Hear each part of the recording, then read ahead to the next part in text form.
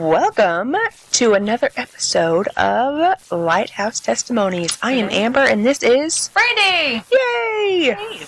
Hey. Today, there is a specific verse that I want to talk about, and it is in Matthew 18, verse 3. And this kind of, I think, has a lot to do with trauma and the things that we've gone through. Please ignore the sound of a truck in the background. They're very loud over here. The verse says, and he said, "And truly, I say to you, unless you turn and become like children, you will never enter the kingdom of heaven."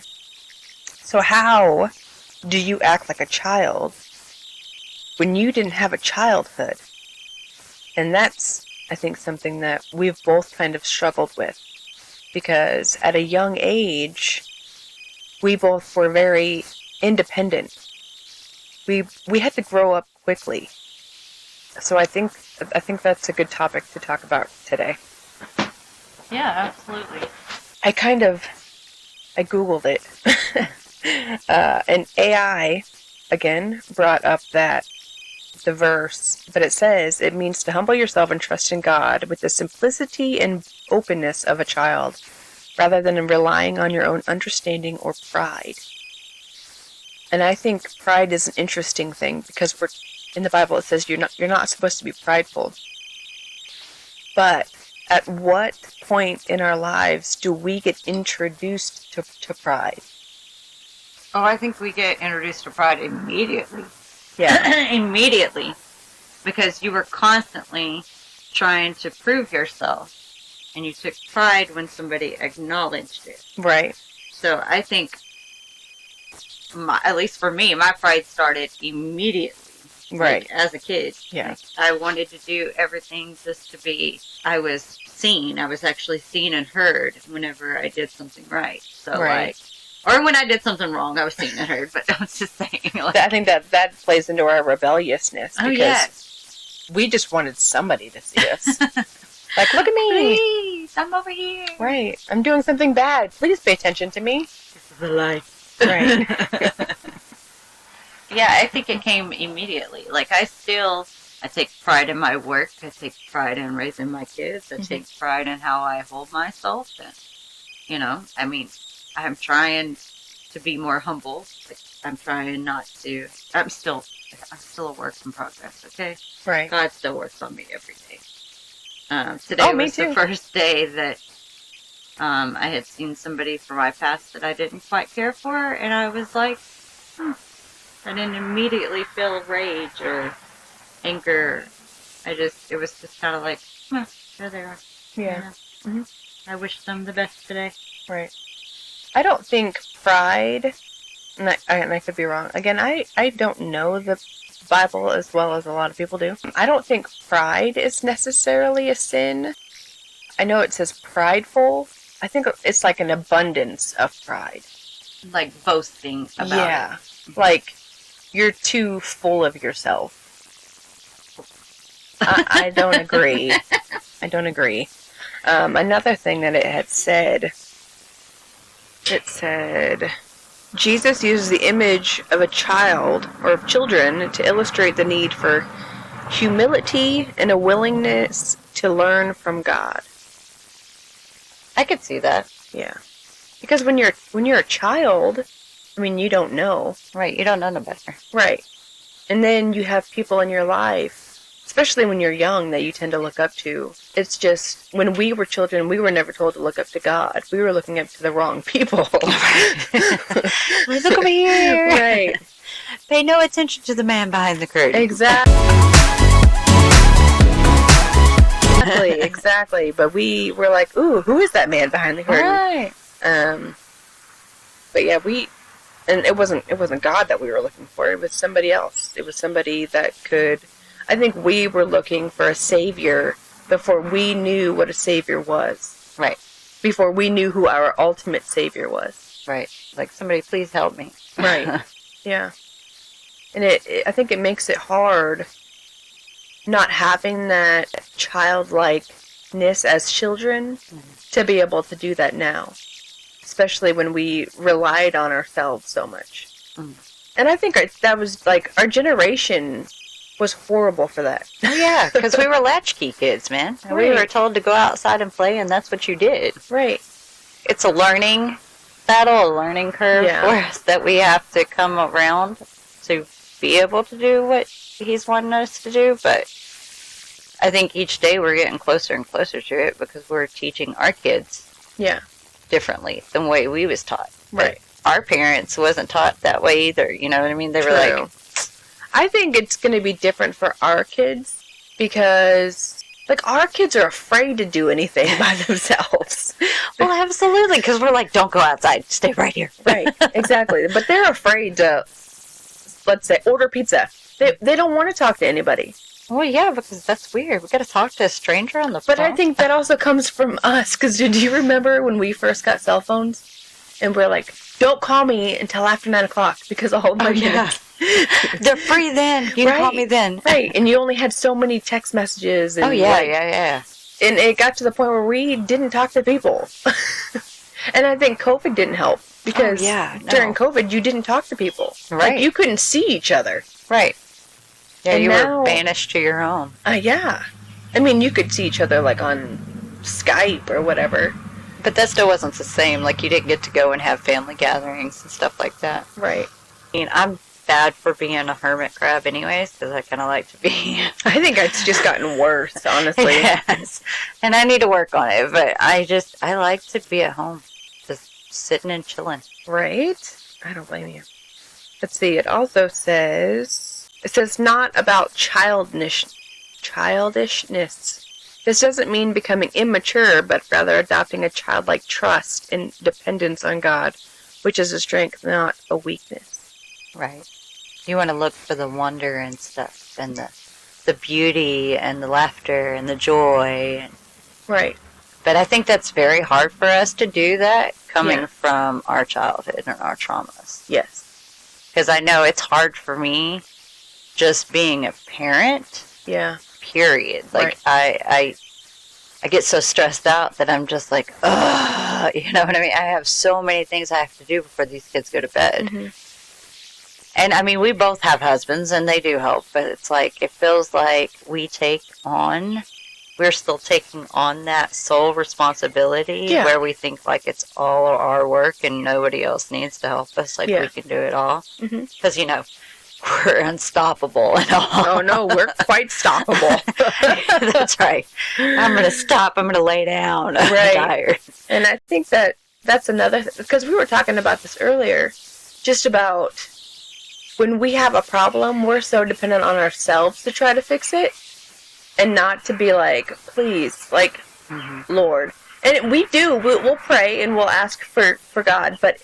giving the full free reign like a child would, we struggle with. Oh yeah, I struggle a lot because I still want to be like, well, just help me this much. I can pull my weight. For me, what it feels like is that depending on people, because you can have that heartbreak, you know what I mean? Like people that have failed you. You've gone through that. So you're just kind of like, well, I don't want to do that. I don't want to depend on people because I don't want to have that heartbreak of if they deny me. You know what I mean? Like, even if I'm drowning and I'm like, well, I'll just stay right here. It'll be okay. I can drink some water. Right. You know what I mean? We'll drink some of this ocean and maybe we won't drown so much. Right. But he calls us to fully ask for help. Like, for us to just... let it go. Stop holding on to it. Right. And you have to just let go of it. Like, give it fully to him. And we're like, I'll just hold on to this half of the box, Lord. You hold on to that half of the box. Right. I'll pull my weight if you'll just help me. Right. And then we feel like we've given it to him, but we're secretly, like, still gripping in the corner of the box and trying to pull it towards us. Like, we're so afraid that he's going to let us down. Let us down or just... bulldoze us over. Right. You know what I mean? He's not like too busy. Right. Right. And I think, I mean, again, you've known my past. You know everything that I've been struggling with for years and years. But my biggest thing was just, I was such a burden. You know what I mean? I wasn't wanted. I wasn't. Mm-hmm. I mean, it's not that I wasn't wanted. It's that I felt like I'm too much of a burden to put that on people. I'm too much of a burden to ask for that help. That's too much of a burden on them. Right. You need to think about what they're going through. They're struggling right now. You don't need to be asking for that. You're just so selfish for asking for help. Mm-hmm. You know what I mean? So I think that's a lot of the reasons why we both are like, right. Nothing. Right. What's going on? Nothing. The heart. I know we both do that, and it can be really frustrating for both of us when we're like that because we're so hard-headed. But I saw something on Facebook. The quote that says, "It takes a village." For it to be able to take a village, we have to go to be in the village. Right. Well, like we have to be able to ask for help, to be able to receive help from the village. But God has not called us to be by ourselves. He's called us to be with people, to be in the village. I think with our trauma and with COVID and with everything else, that we've just been like, let's just seclude ourselves. Like, we'll figure this out like by ourselves. But God places people in our lives to be able to help with the things. And he does that on purpose. Like, it's not by accident. It's totally by design. And we ask God, please help us with this. But what he tends to do is put the people in our lives. We struggle with that.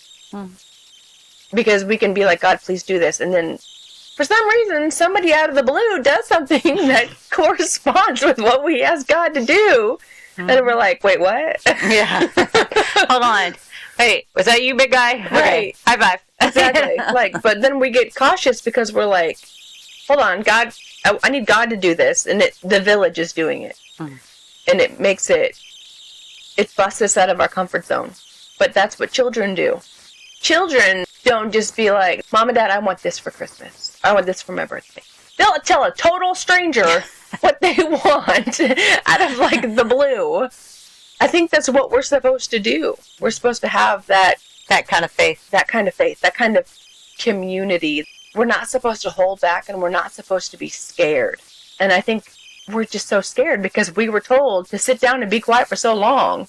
That now we don't know how to use our words to be like, exactly. How am I supposed to learn how to do this whenever I haven't been able to do this my whole life? Like, I've always been, like, in order to keep a confrontation from happening, you just don't say anything. Exactly. You just don't call out what's being wrong. Right. But children do. Oh, yeah. They're like, you smell like alcohol. Did you drink, Mommy? What are you thinking? I think a lot of that has to do with just how the world is. That people look at you as a pariah for speaking about the Word of God. Oh, I know. Just in regular, everyday conversations with people at work and stuff. Like, there is some people that they really don't want to hear it. Now, I'm not ashamed of my God. No. My God has done numerous things for me, and I love him to death, and I will always love him. But there is people out there that, because the world is the world, and it's not focused on trying to better the relationship with God, it's just of worldly things, that there's a lot of people that they look at you like you're a pariah because, oh no, they're a Christian. Yeah. Or all Christians are the same. Right. They've been hurt. Right, by Christians that say that they're Christians, but they're really not Christians. Right. What is it? The false God, false witnesses. So you have those people out there too, and they just don't trust, and they don't, like, it was hard for me to trust because I had bad churches. So, and it was hard for me to trust because I was around Christians that were not Christians. Right. But they claimed to be Christians. Yeah. And they were quick to throw that stone, buddy, but they weren't quick to look back at what they were doing. Right. It says, examples of childlike faith, trusting in God's promises. Like a child trusting their parents' words, we should trust in God's promises. I didn't trust my parents' words. I did not. Because most of the time they'd be like, maybe. That maybe word always meant no. And you know what's bad, though, is that it was like that most of the time for me, too. But I found I did that to my kids a lot. And I didn't mean to. No, but it's because I didn't want to say no. Right. I didn't want to break their heart. Right. But then again, I couldn't afford to do half the stuff they wanted to do. Oh, I know. Who has money for iPhones? Right. We go to Chuck E. Cheese just for the heck of it? No. Let's see. Seeking God's guidance. Just as a child seeks their parents' guidance, we should seek God's guidance in our lives. Okay, see that right there? Like, there was a lot of things that I didn't seek for guidance from my parents. Me either. They didn't have the guidance to give. No, because they were winging it too. They were like, hey, we're doing this together. I think they were winging it because, kind of like our dad, he was rebelling against his parents. He didn't have the guidance to give. Right. I feel like his generation, they were going to do what they wanted to do regardless of the fact that they had kids. That's why we were outside for all day, because they wanted to do what they wanted to do. And I don't know why that came about. And I think it's weird to see the different generations. Like, they did whatever they wanted to do. Kids go outside and play all day long.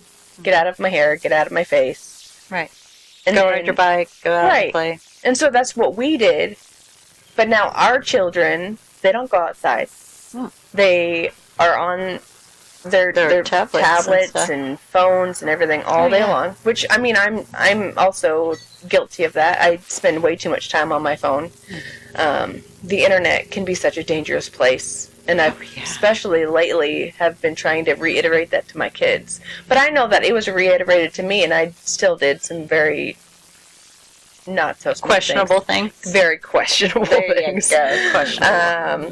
Thankfully, I survived all of that, and nothing bad ever came of that. I think it's because I was too afraid. But now our kids are so afraid. But I think for, again, my oldest moved out, and he's been on his own, for a while now, and I think his biggest thing was just being afraid to fail. Yeah.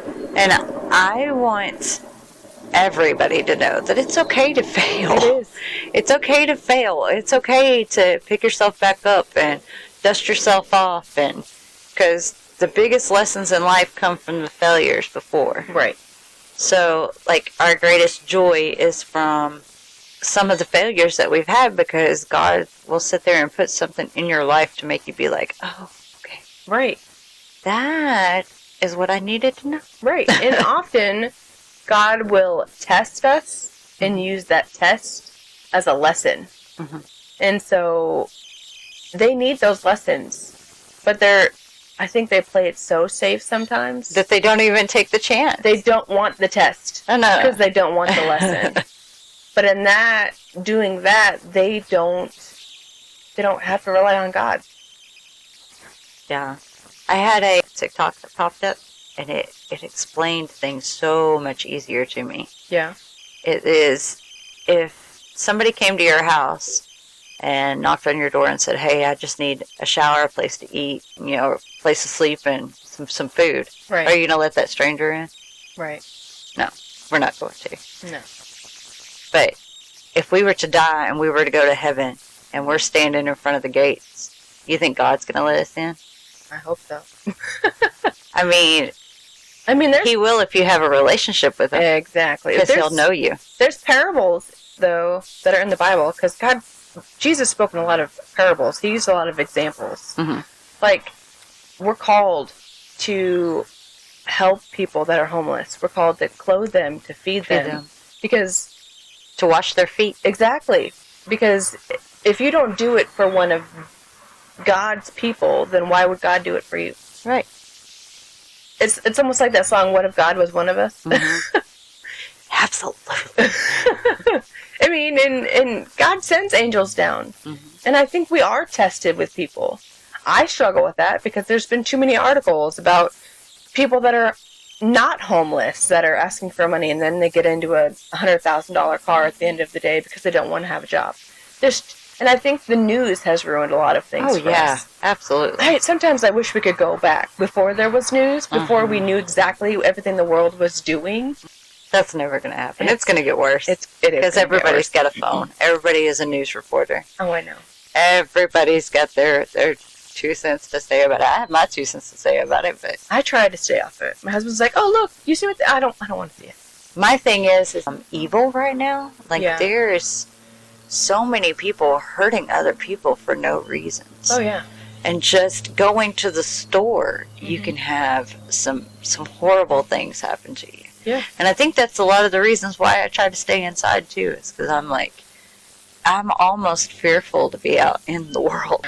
And that's sad because I have to go out in the world to make a living for my family, but I really dread leaving my house now. It's because I'm so worried. You hear about Walmart's getting shot up because somebody came in and was mad, or schools getting shot up, and your family, your kids are at school. That's, to me, it's a lot of doomsday things happening. I think a lot of that is spiritual, though, because they took God out of school. They took God out of the government. They've taken God out of pretty much everything. And like you were saying, it's hard to even talk about God. So there's such a spiritual battle going on behind the scenes that is fueling the hate. It's kind of like in the Bible where it talks about Cain and Abel, where one brother killed the other brother. Right. Because of the hate that was there, the jealousy, the hate. There's so much of that going around because God cannot be discussed. People don't have the hope. They don't have the compassion anymore. There's so much bullying going on. My kids are bullied all the time. Oh, yeah. I mean, my kids, whenever they were in school, they were getting bullied. And now it's gotten to the point where I'm afraid that they're going to start bullying people because they've gotten bullied so much that they've just hardened their hearts, and they're just passing it along because it's become such a normal thing. Oh, yeah. I mean, they do cyberbullying and stuff now. So not only are they getting bullied at school, but they're also getting bullied on the internet. Yeah. And that's what's sad, is that you're in the safety of your home and you're still getting bullied. Yeah. There's no break from it. At least for us, whenever we was in school, that bully may have sat there and said the stuff at school, but guess what? When I went home, I didn't have to deal with the bullying, But again, I was raised as a single child. You had our brother and sister, so I don't know exactly. I mean, yeah. I know for me it was a break. But there was also those times where you lived in the I lived in a lot of trailer parks, and there was kids in that trailer park that tried to bully me. Yeah. And I went to violence. The only way that we were told to handle it is you fight back. Once you fight back, they'll leave you alone. Right. Our parents didn't teach compassion. No, they were like, you better do it or I'm going to do it to you when you get home. Yeah. Stand up for yourself. And it was never any compassion. I just don't think that they had compassion, but shown to them. But I think, again, everything that happened just hardened them. Yeah. To where they were like, well, I'm being taken advantage of, or this is, you know what I mean? Why is this always happening to me? Why is all the hard things happening to me? Yeah. Why can't I just catch a break? The last two bullet points that really are hard, I think, again, because of the things we went through. It says, forgiving easily. Children often forgive easily, and we should strive to forgive others as God forgives us, which we are commanded to do. And then, not holding grudges. Children don't hold grudges, and we should strive to let go of anger and resentment. Are you kidding me? Have you taken a tablet away from a kid lately? Right. We've kind of taught that to them. Oh, yeah, yeah. Because we grew up with hardly anything. And so we fight for the things that we get.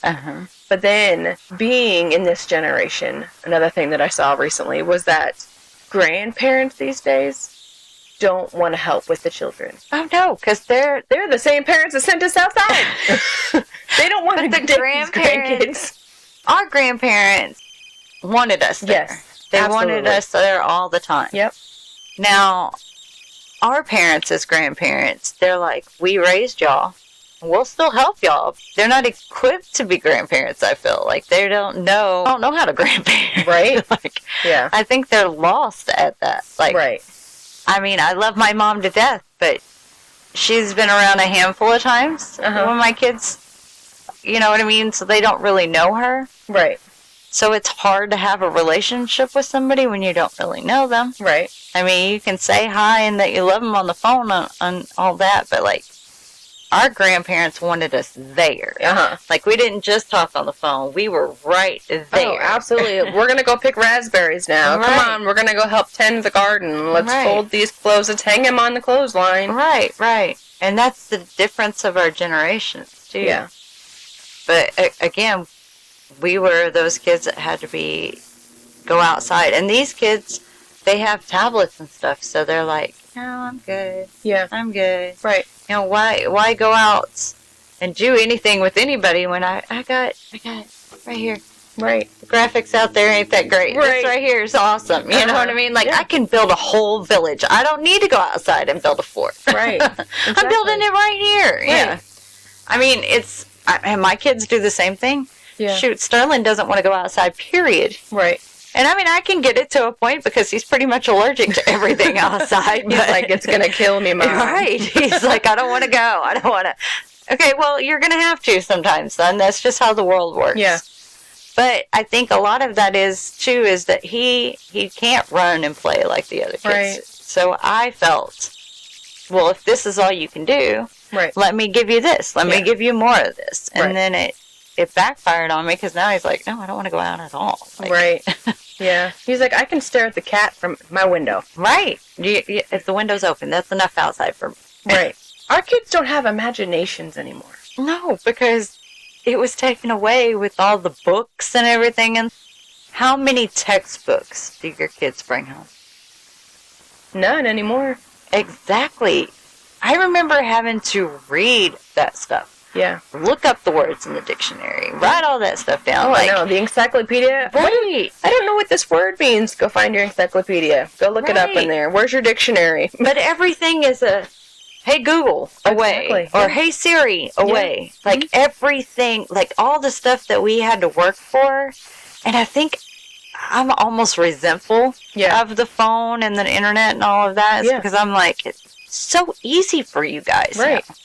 Like, no wonder you get lost in this stuff because it's all right there at a touch of a finger. Yeah, there's no more trial and error. Right. There's no more let's experiment. There's no more, unless you see the experiment on TikTok, they're not willing to even try it. Right. I mean, and I guess I'm guilty for that too with like all the recipes. I'm not willing to try my own thing because I'm going to try a different recipe that I saw on TikTok. With technology, we don't have to have our imagination anymore. Mm-hmm. And I think we've lost that, again, with some of the things that we've gone through and having to grow up. It might be why it took us so long to lean on God. Mm-hmm.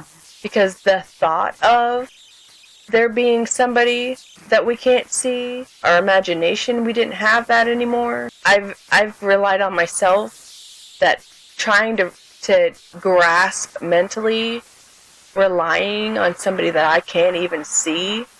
Yeah, it's dumbfounded, isn't it? Right. It's like, what? You really have to have faith. Right. To know that he's there, that he's doing stuff behind the scenes. And I think that, Lord forbid, whenever I pass, I think that's one thing I'm going to ask God whenever I get there. I'm going to be like, yo, can we play the behind the scenes? I would like to see that. Yes, I would like to see how many times you stepped in and was like, whoa, whoa, whoa.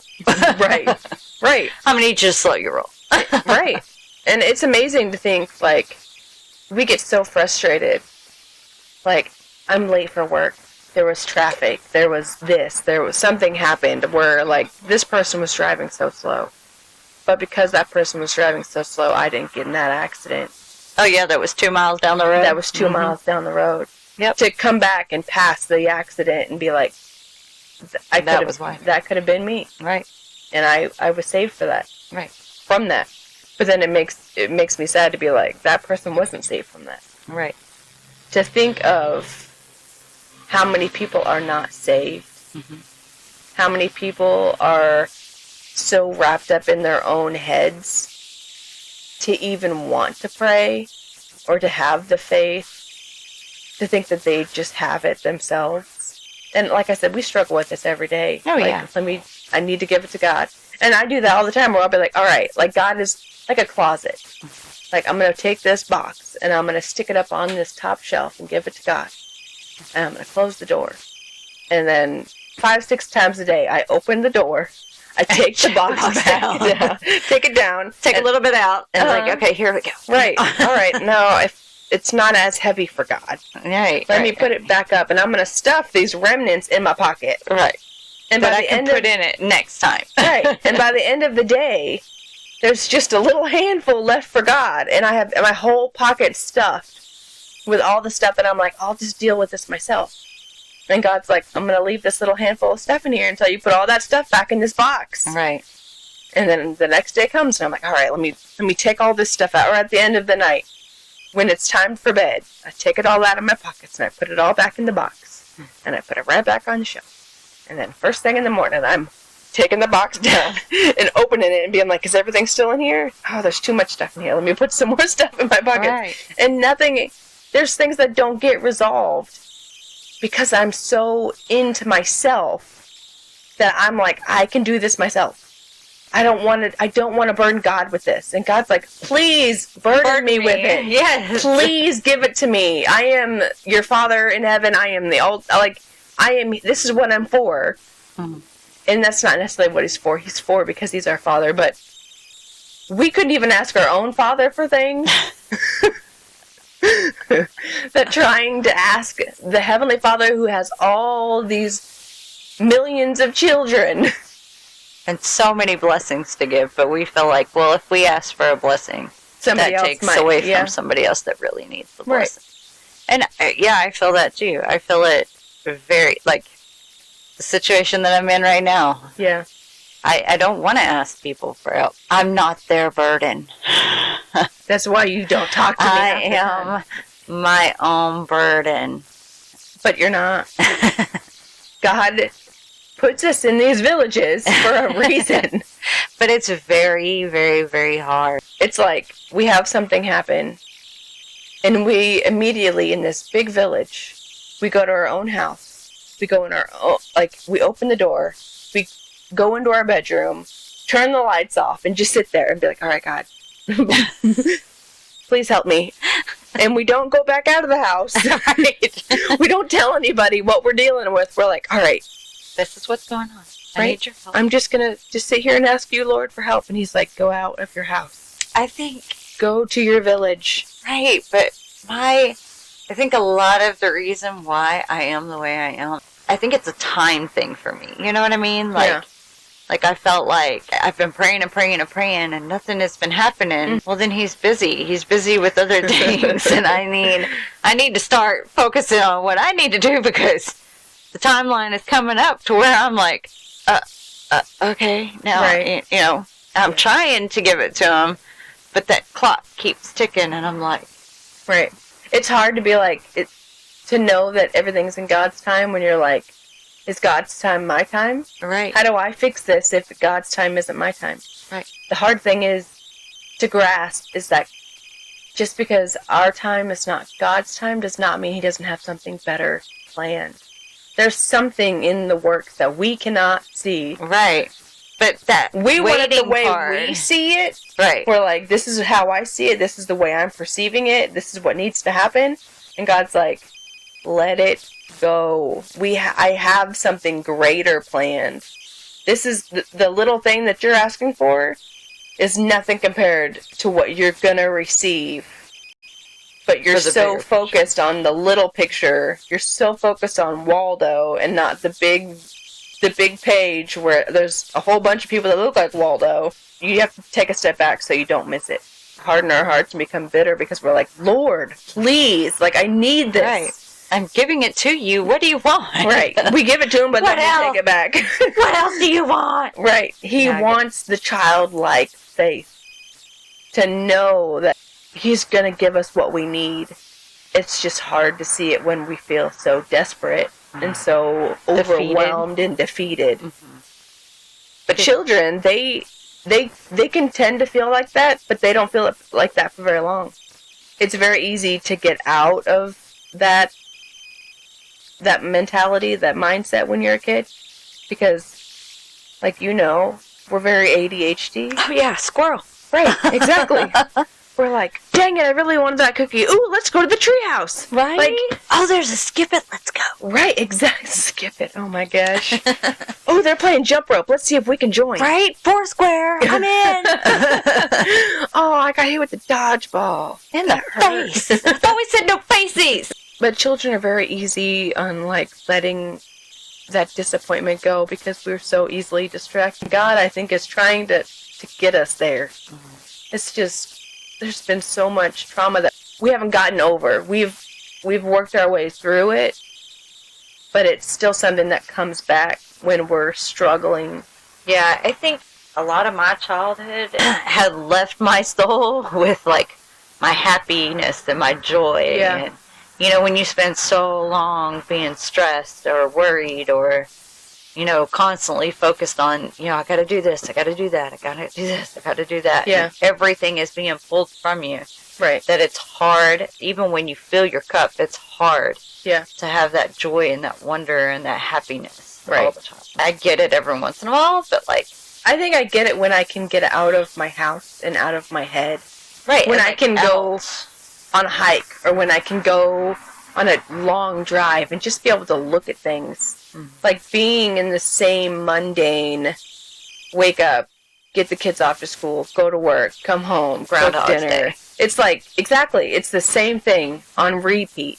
That it's so hard to find that joy and wonder in the everyday little tasks unless you actively search for it. And it's hard to actively search for it when it's like the Groundhog's Day. When you know it's going to be the same thing the next day or the same thing the next day. Oh, yeah. And I think that's a lot of the reasons why we had so much joy and so much happiness when we were kids. Is because it was a constant adventure. Yeah. A constant adventure. Oh, yeah.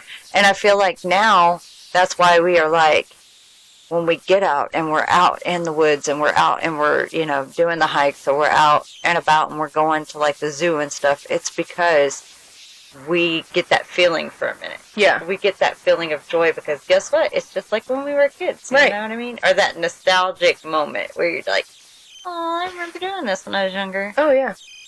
I think that right there helps us a little bit. But then we come back and we're like, oh, great. Right. Back to the grind. Back to the grind again. Yeah, exactly. And you're grateful for it. Don't get me wrong. You're grateful and you're appreciated and you feel blessed that you have all of it. But your cup just runs a little bit. Yeah. And that's why we have to do the things of like getting out into the wilderness, because I think it fills our cup up just a little bit. Mm-hmm. And then we get to the point where it's so hard because we've gone so long without filling our cup up. And God can fill our cup up, but sometimes it's really hard in the mundane. Right. And the day-to-day stuff, because you're constantly worried about, like this morning I got up, I said my prayers on the way to work, but I feel like I'm so rushed. Yeah. To do all of it because I'm like, well, I got to hurry up. I got to get to work because you don't want to mess up at work because guess what? If you don't have a job, you can't help take care of yourself. You can't help take care of your kids. Yeah. It's almost like God has to be put on the back burner. Yeah. While I do everything that I need to do during the day, and that's not how I want to live my life. That's like I want to supposed to live at all. Right. I want to have God out there in front of me. Yeah. Saying, "Okay, I got you. Take my hand. Let's do this." Right. You know, I want to have that, and I'm working towards that as a baby Christian. Right. I'm working towards that. Right. But it is so hard. It is a struggle for me. Right. It is such a struggle, and I'm trying like I said, every morning, whenever I get up, I try to start my day off with talking to God and playing my worship music. Mm-hmm. And then I get to work and I start working, and it's like he's gone from my thoughts during that because I'm trying to focus on everything I need to do at work. Right. And then when I get off work, I'm going home, and then I'm having to worry about everything that I need to do at home. Right. And it's like I'm not having that moment to where I can come back to God and be like, "Hey, God." Mm-hmm. Just so you know, this happened to me today, and this beautiful blessing happened to me today, and I've got my kids, I've got my husband, I've got my family, you know, thank you for those, you know. Right. So I think that's why this is helping me, the podcast is helping me, is because I'm getting a chance to come back in the middle of the week. Yeah. Like, I may not get to go to church every Sunday, but I'm trying to watch it online, too. Right. And I need to get out of that habit, but at least I'm still getting the word. Yeah. But this helps because it breaks up the week to where I can be like, okay, I'm coming back to God. I'm coming back to talk about Him. You know what I mean? Like, right. I don't want it to be where I have to swing around, back around to talk. Yeah. I want Him to always be there, and He is in my brain. I know He's still there, but it's just hard to have the conversation with Him. Right. It's almost like I'm having my own monologue in my head with Him. Okay. Yeah. Just so you know. I know you're there. Love you.